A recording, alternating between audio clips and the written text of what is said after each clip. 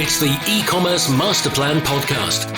Here to help you solve your marketing problems and grow your e-commerce business. Cutting through the hype to bring you inspiration and advice from the e-commerce sector and beyond. Here's your host, Chloe Thomas. Hello and welcome. A special welcome if this is the first time you've tuned into eCommerce Master Plan podcast, or if you're tuning in for the first time in a while. It's excellent to be chatting to you. I'm Chloe Thomas, the creator and host of this multi-award winning show, and it's my aim in every episode to bring you inspiring stories and examples of retailers and brands who are striving for e-commerce success and doing interesting things on the path to net zero. Every January, we release our January Growth Series to help you pull together your perfect plan for 2022. We've some cracking guests coming up for you over the full 9 episodes of the series. And this is one of our hugely popular mashup episodes, where a flock of e-commerce experts each share their bite-sized top tips. There's not a lot of net zero in this one, but there is a lot of great insight on what we learned in 2021 and how you can leverage that to create greater success in 2022. One caveat before we get started is I have an impressive head cold on the go today. So if I sound a bit muffled and fuzzy, that's why. I know the editors are going to do their best to make me sound better, but we have to get this one recorded today. So apologies in advance for fuzzy voice, Chloe. Okay, get ready to be inspired by my band of experts as soon as we've heard from our sponsors. Recharge is the leading subscription management solution helping e-commerce merchants of all sizes launch and scale subscription offerings. The subscription market is predicted to grow to nearly $500 billion, that's billion with a B, by 2025. As the fastest growing area in commerce, subscriptions hold tremendous opportunities to build a community of customers who share your values. Recharge powers the growth of thousands of subscription merchants and their communities, turning one-time transactions into long-term customer relationships. With subscriptions, merchants are able to experience predictable revenue, increased customer loyalty, and higher average order values. Whether you're a direct-to-consumer business or an omnichannel brand, subscriptions strengthen your brand's relationship with your customers and make it easy for consumers to make repeat purchases. Turn transactions into relationships and experience seamless subscription commerce with Recharge. Get started today with the subscription payment solution trusted by over 45 million subscribers worldwide. Check them out at rechargepayments.com/masterplan. Okay, the insight is about to come thick and fast, so you'll be glad to know that we've put our notes, including lots of links to things mentioned by our experts, plus various free resources they made available to you, plus the full transcript of the episode in the show notes page that you will find via ecommercemasterplan.com/podcast. Okay, coming up, you are going to hear from some of the world's top e-commerce podcasters, some of the world's top e-commerce consultants and coaches, and some of those awesome people who work for your favourite software programs. All of them are answering the same question for us. That question is, what is the most important thing we learned in e-commerce in 2021? Now, a lot happened in e-commerce and retail in 21. I mean, who thought it could get even more crazy than 2020 was? So there's plenty for them to draw on. And we are going to be covering a lot of ops, mindset, and a fair bit of marketing too, as we work our way through their answers. And I'm going to do my best to string the whole thing together into something a little bit cohesive so you can get the most out of their answers. Let's start with the awesome Sue Monhait from Gift Biz Unwrapped.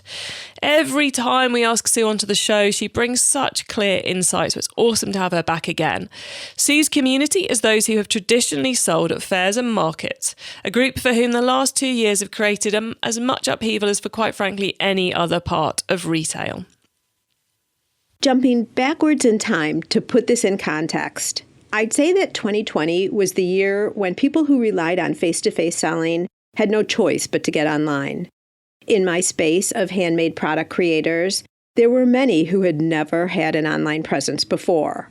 No social, and certainly not a website. So we had a lot of newbies to the space at that time.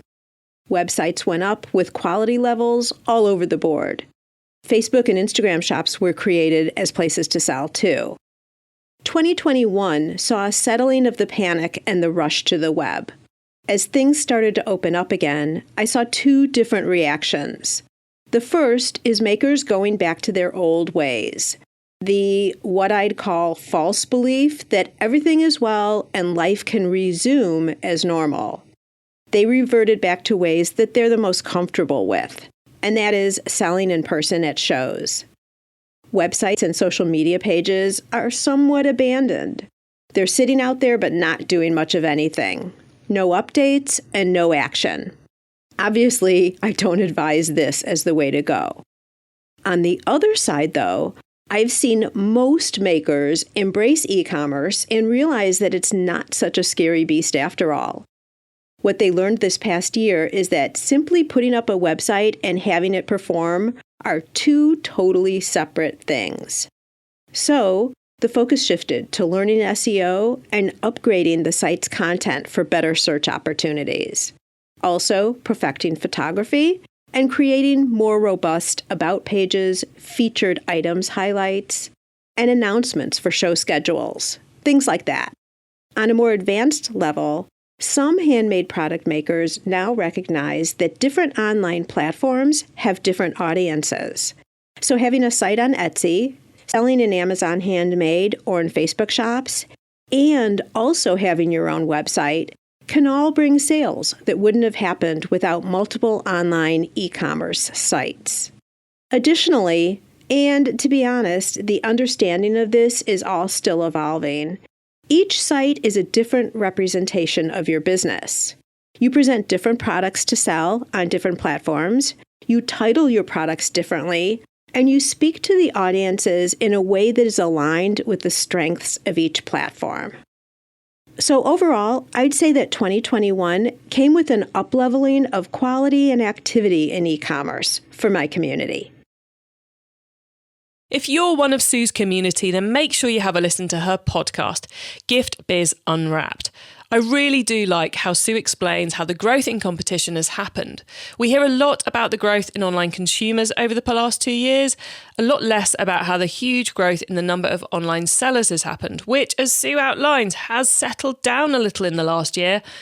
But those who haven't abandoned it are busy learning the skills to compete with the rest of us more effectively, so don't expect competition levels to drop off anytime soon.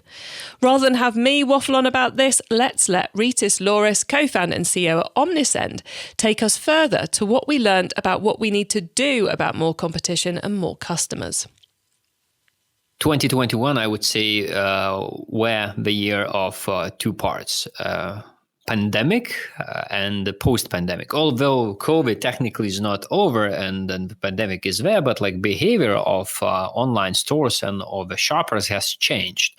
So first half of the year, like winter and then spring was a bit different. There was still like pandemic year. So people were still actively shopping online and more or less only online. And the same we saw that there was still a massive acceleration for all the online stores. And starting at summer, and this trend continues to be, we saw that there is a bit of a decline, and we call it like post-pandemic. People got back at some extent to offline stores. They foot presence in the offline stores. That's what we love doing, and there's a bit of a challenge of everyone selling online. So, and this post-pandemic brought a couple of challenges, I would say. First one is really like, although people, so first one is a bit fewer sales. Second one, as we saw among our customer base, there was a decline starting from summer in the sales in comparison to the first half of the year. Second challenge was logistics, which is still in place, and I believe it will continue. That still it's not that obvious that you can ship the products from wherever country, mainly in Asia, they're being produced. So this challenge is still there, and it's becoming more still important, and the challenge is still growing. And the third challenge is the increased prices for customer acquisition. So Facebook and Google prices for customer acquisition in the past couple of years has increased 2.5 times, which is a massive increase, and this brought a challenge for a lot of those who do sell online. So. And I would say kind of like wrapping up this year. So this year was when it distilled a little bit those wannabe online sellers to those who are really businesses and investing and into their online stores, into their products, into their brands. And I think this trend will continue. That like dropshipment, basically the era of dropshipping is over. Yeah, so I just have a side hustle and I spend 30 minutes per day to run my online store is not the case anymore.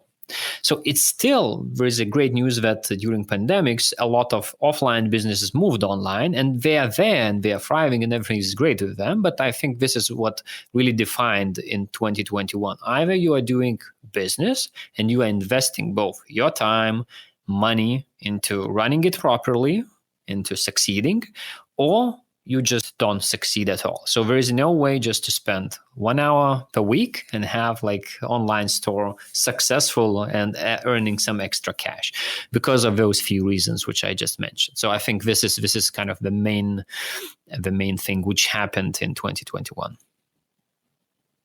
So if the winners are those who take it seriously, I wonder where the competition levels will even out to.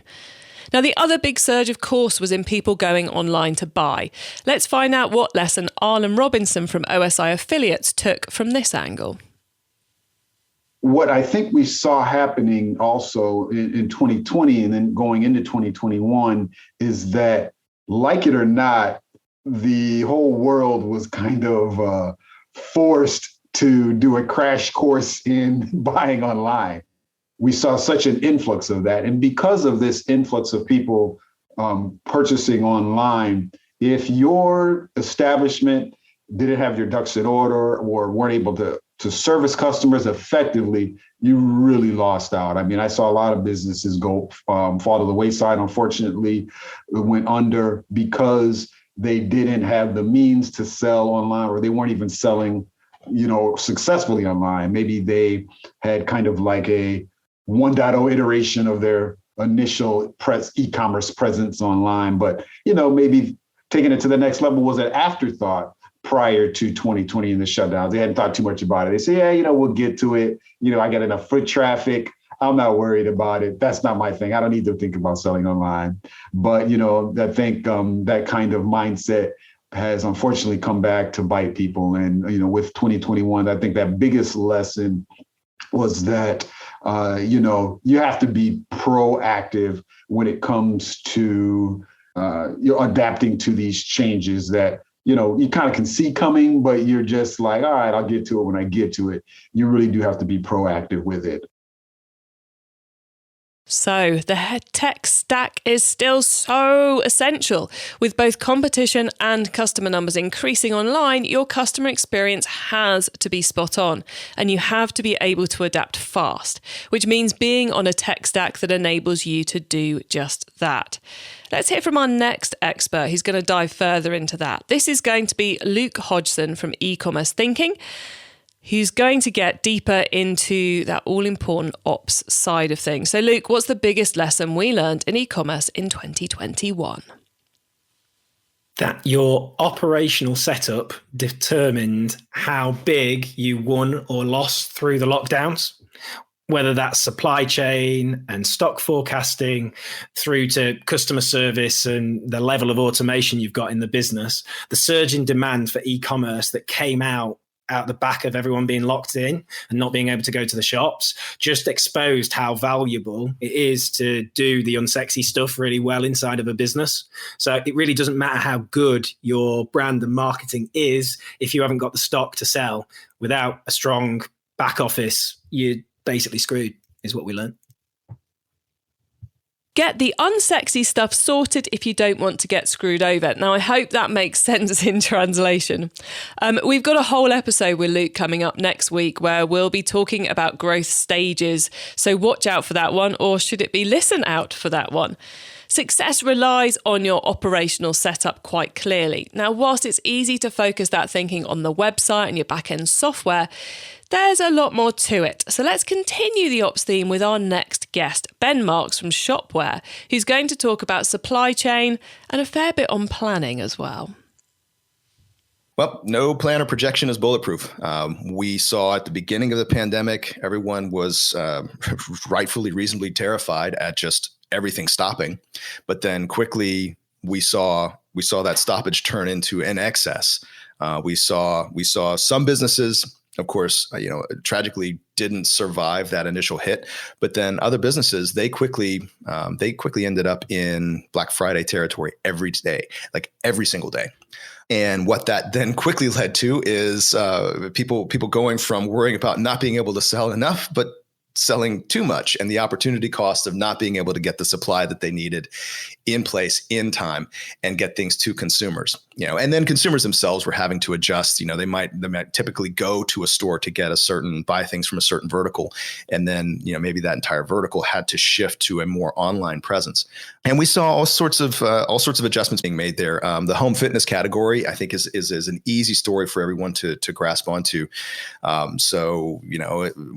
Once people realized they were stuck at home and wanted to invest, take the money they were spending at the gym and invest it right there in their own environment. Well, that means they're ordering a bunch of stuff, and that stuff has to be manufactured and has to get to them. And various vendors had to figure out, like, okay, well, I can't physically get my stuff out of Asia, or maybe out of one country in Asia. So I'll set up operations in another country in Asia. I will bring raw materials into in our case, like the US, and I'll manufacture stuff here, and it's going to cost more. But it turns out people seem to be making more money. I think that was also another thing we were wondering about. Is anyone going to have any money to buy anything? And we quickly saw how big e-commerce got in a big way. We've advanced the adoption of e-commerce and the displacement of retail purchases, like physical in-person purchasing, by like 5 years by some estimates. So if we want to sort of take that and take a lesson from that, it's that businesses should really force themselves to look at every aspect of their operations from outside, from a fresh perspective, constantly, because you really cannot rely on assumptions like, oh, the supply chain is going to be there and going to work consistently and smoothly, because something is always going to happen that can influence how much importance you put on having stock like onshore, or at least adjacent to your customer base. And I think we're going to see some interesting warehousing solutions come out of this, because there's going to be a real risk aversion to giving up a lot of money when your customers want to buy more of your product than you thought. There are disruptions in delivery. I think we're going to see, 2 day or less become the norm, even across a country like the U.S. I know there are some interesting startups working in this space right now, and that'll be something remarkable for a country as sizable and a market as big as the U.S. And then just we're seeing in general the perennial force of consumer behavior. Consumers are always adopting whatever's new. So the cool innovation at one merchant one day becomes the industry standard the next day.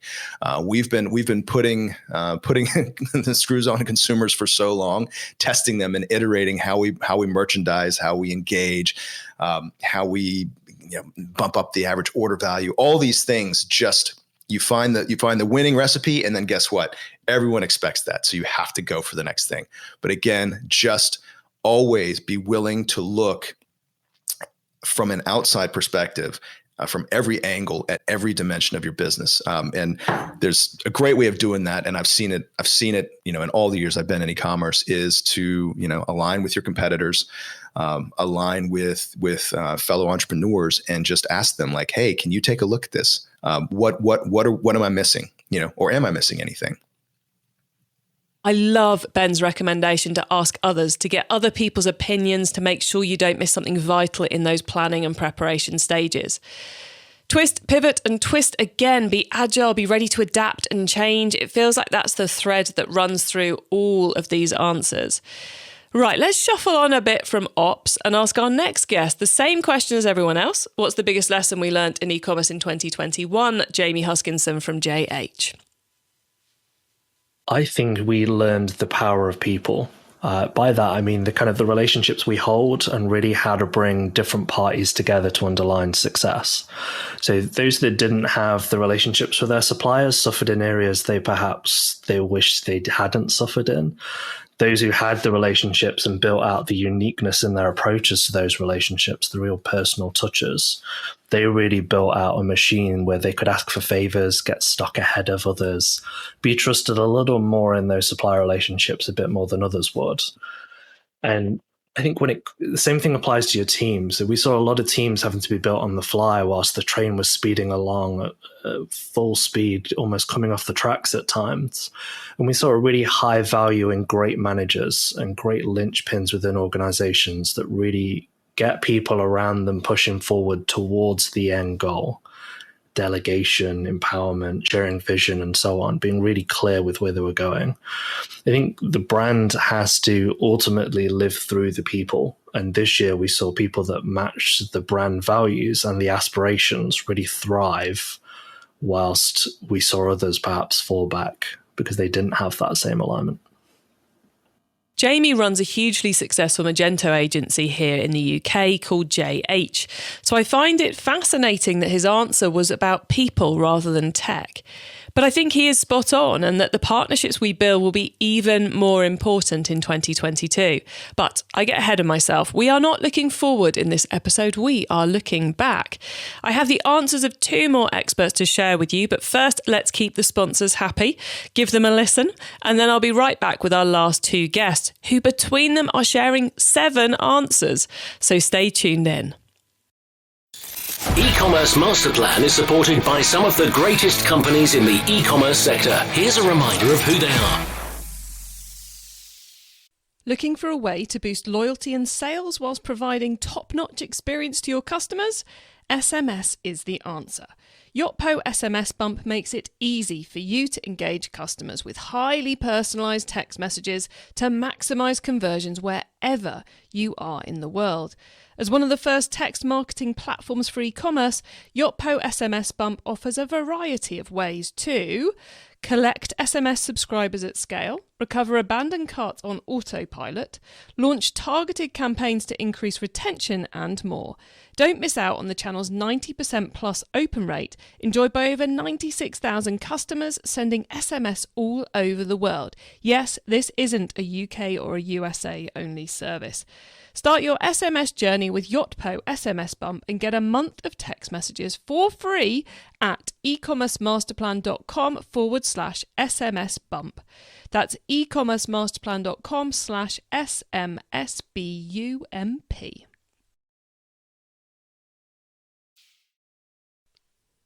One of the best things you can do for your profitability and the planet is to reduce your product returns. Did you know that customer reviews have the potential to reduce your returns by 18%? That's what happened when Australian Body Care installed Opinu. Australian Body Care's e-commerce manager Simon Bourne Rasmussen said, "We chose Opinu as an integration partner instead of similar apps because of the supreme support we got from day one, the competitive pricing, and the integration's technical superiority." So if you want a reviews app that makes increasing sales and reducing returns easy, you need Opinu. Trusted by 10,000 Shopify retailers worldwide, Opinu boosts Shopify stores with reviews rich in UGC. Get your reviews now with a 14-day free trial at opinu.com. That's OPINEW.com. We have 2 experts left to give us their answers to what are the biggest lessons we learned in e-commerce in 2021. Both totally ignored that the question points them to give just one answer, so prepare for lots and lots more lessons learned coming from our next guests. First, let's go to Chris Dawson from Tamebay. He's been part of these episodes since we first did them in 2016, and yet again this year he brings the value. 2021 has been one of those years where we still got the tail end of Brexit. We still had the pandemic. Nothing was normal. So it's really hard to learn lessons. But having said that, there are still a lot of things that we have learned. Number one, cross-border trade is essential, but there is a lot more legislation than there ever used to be. Yes, with Brexit, there's VAT or IOS or marketplace VAT selling to Europe. but also places like the States have had the US Stop Act, and there's more legislation coming. Watch out for legislation on packaging, for example, coming in, where you as the supplier will be responsible for ecological disposal of packaging, and possibly even having to pay a fee for packaging that you send into various countries. Germany is likely to be one of the first. So a lot of disruption, and it really is a case of those that get to grips with the legislation are those that are winning. Those that aren't getting to grips with it, I'm seeing more and more that overseas customers are simply stop buying from the UK if they get a bad experience. If they get a charge for VAT on the doorstep, they don't want to buy from you again. But if they bought from someone else that didn't get a charge on the doorstep, they'll buy from them instead. But there's been another major change in the past year, and that's what I really want to talk about. And that is the rise of selling on social media and social messaging services. Social media, places like WhatsApp, Pinterest, Instagram, Facebook. We've seen a massive change in the last year, and you're probably sitting there thinking, why on earth is Chris talking about selling on social media? That's been around for years. But the big difference, and what I find really exciting, is up until fairly recently, the only way you've been able to sell on social media is by dropping a link to your website or to a marketplace listing and sending your customer off to somewhere to buy, whether that be a marketplace or your website. The big change now is that you can complete a transaction on social media sites. So you can complete a transaction on Facebook. You can complete a transaction on Instagram. You could even complete a transaction on messaging services like WhatsApp. Now, this is going to be a major game changer because it means that rather than using Instagram or Facebook or Pinterest as a marketing platform, you can have to start viewing it more as a marketplace platform where you can actively sell to customers. You'll be marketing a different way. You can't just bang a listing up like you can on Amazon or eBay. You'll need to have the content to encourage people to buy from you. But if someone finds your product through discovery, maybe on Pinterest, because they're looking at beautiful pictures of Christmas decorations and they see your Christmas decoration, they want to buy it, they can buy it on Pinterest now. And messaging on platforms like Facebook Messenger or WhatsApp, you can also complete transactions on those platforms. So imagine you're having a CRM, customer relationship manager, but let's just call it a customer service call. It could be pre-sales, it could be post-sales. If it's pre-sales, someone's inquired about a product, you can let them complete the transaction on WhatsApp. If it's post-sales, maybe they've already bought a product, you can maybe sell some complementary products to go with it, again, on the messaging platform. No dropping a link to your website anymore, just complete the transaction on that platform. So big takeaway from this year is it's time to get serious about social media and messaging services and start exploring ways that you can engage with customers on those platforms, but not just engage, but actually complete transactions with customers on those platforms. Cross-border trade and the rise of social selling. Things are about to get more complicated. To do both those well and be ready to try new channels and countries, you need, you guessed it, your ops and tech stack right. If you want to swat up fast on the topics Chris just ran through, then Tamebay are running a free virtual event very soon to help you master it all. So check out the show notes for details of that. It's time to hear from our final guest, Tim Richardson, host of the Your Basket is Empty podcast and ex-Shopify agency We Make Websites. Tim has truly gone above and beyond with his answer, bringing you 5 lessons learnt. I did consider editing it down to keep it on brief, but the content is so good there wasn't a single one of his 4 I could bring myself to deny you the joy of listening to, or even the usefulness of listening to. This is now in particular for the McCann 4 Ps, because I think that's something we all need to adapt to in 2022. I think we've learned a few things, so I'm going to try and distill it down, or distill my thoughts down into some key areas. Firstly, I don't believe we've landed on what the new normal in e-commerce actually is. Although I think there was a plateau from 2020, I think we can all agree that there was a continued acceleration throughout 2021. However, I think as like COVID cases rise in Europe and there seems to be some continued supply chain disruption, I think brands are going to continue into sailing through uncharted waters. However, I'd like to think that we'll get back to some sort of new baseline like mid or late next year.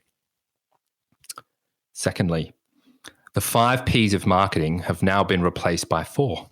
There was a really good article or a thesis put forward this year by McCann's World Group's chief digital officer, Sean McDonald, that suggested we're entering a new era of marketing. And it is a pyramid of purpose, positioning, partnerships, and personalization.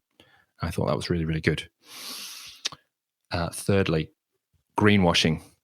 As a consumer, I am consciously confused. As ESG gains popularity across all of these different sectors, different companies, I'm finding it hard to separate the wheat from the greenwashers. So I think a big thing for brands to be learning from as they enter 2022 and beyond is how can they differentiate themselves from the greenwashers. Headless and API-based commerce. So, interesting stat.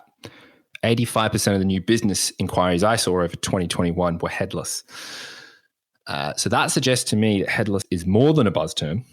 However, my sense is that brands need educating on the appropriate tech stack. And at the same time, the headless market is like flourishing with new entrants and options. So I think that's a good mix of white space and opportunity.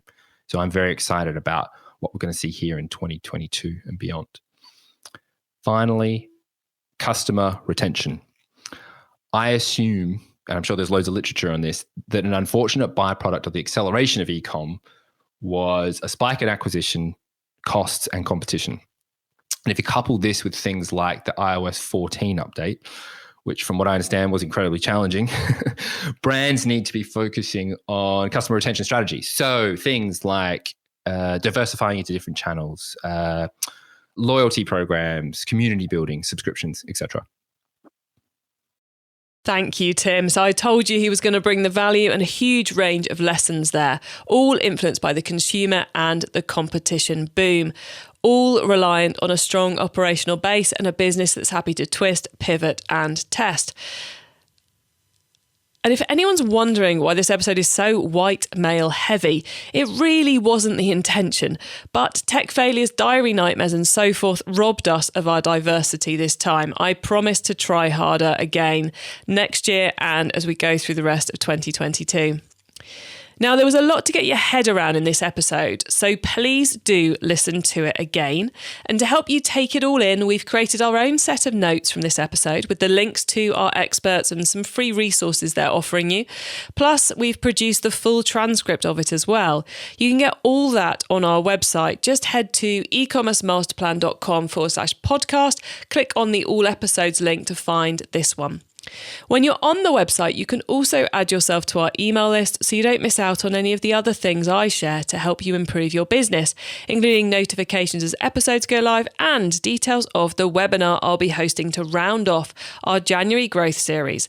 There, I'll be sharing my take on where you should focus for maximum impact in 2022. The January Growth Series continues on Monday when we're going to be exploring not one but 2 massive e-commerce trends for 2022, veganism and marketplaces. And in a couple of weeks' time, we'll have pretty much all these experts back again to give us their top tip for what you should be focusing on to be successful in 2022. You don't want to miss any of that, so make sure you've followed, subscribed to us wherever you are listening right now. Thank you so much for tuning in to the eCommerce Master Plan podcast, for putting up with my cold-filled voice as well. I bring you a new interview every episode because I want to inspire and help e-commerce business owners like you to succeed and thrive with their businesses, both to make it more successful and to turn it into a force for good for our planet. If you know someone this show can help, please ask them to listen to the eCommerce Master Plan podcast. I hope you have a brilliant week and don't forget to keep optimizing. Thank you for listening to the eCommerce Master Plan podcast. Find out more at ecommercemasterplan.com/podcast. Recharge is the leading subscription management solution helping e-commerce merchants of all sizes launch and scale subscription offerings. Over 15,000 merchants use subscriptions powered by Recharge to grow their business and their communities by increasing average order value, reducing churn, and providing predictable recurring revenue. Turn transactions into relationships and experience seamless subscription commerce with Recharge. Check them out at rechargepayments.com/masterplan.